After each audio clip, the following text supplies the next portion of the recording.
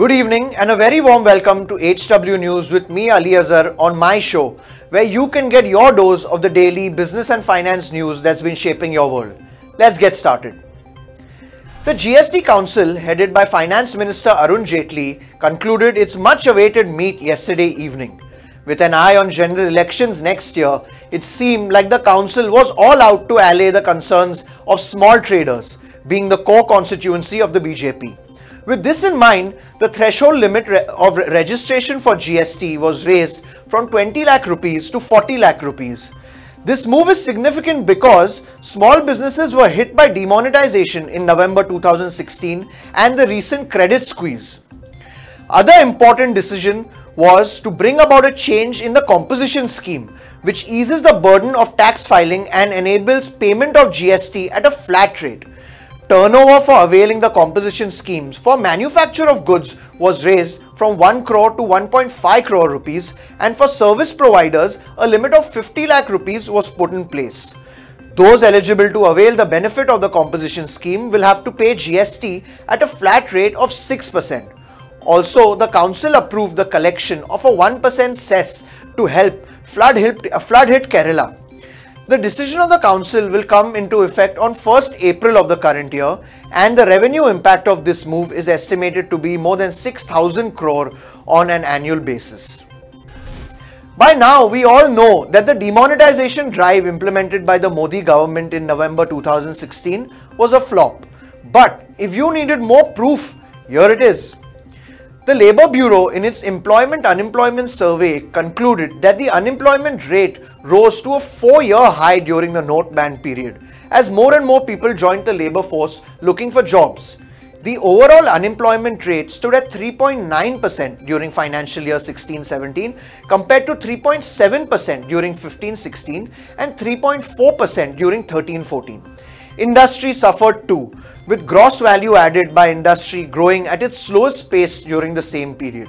GVA by industry grew by a mere 7.2% in the financial year 16-17 at current prices, down from 9.3% in 15-16 and 9.4% in 14-15. The Indian startup sector is a highly competitive and dynamic space, with players such as Byju's, Snapdeal, Zomato, Policy Bazaar and many more doing the rounds. No wonder that the startups are fighting tooth and nail to maintain their position and market share. Keeping in tune with this theme, Ola Cabs zoomed past Oyo Rooms again to become India's second biggest startup in terms of valuation.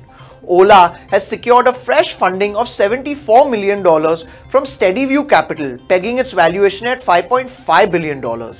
Last year, Ola had briefly conceded its second position to Oyo, but now has managed to regain it again. Since starting out in 2011, Ola has raised $2.5 billion from local and global investors.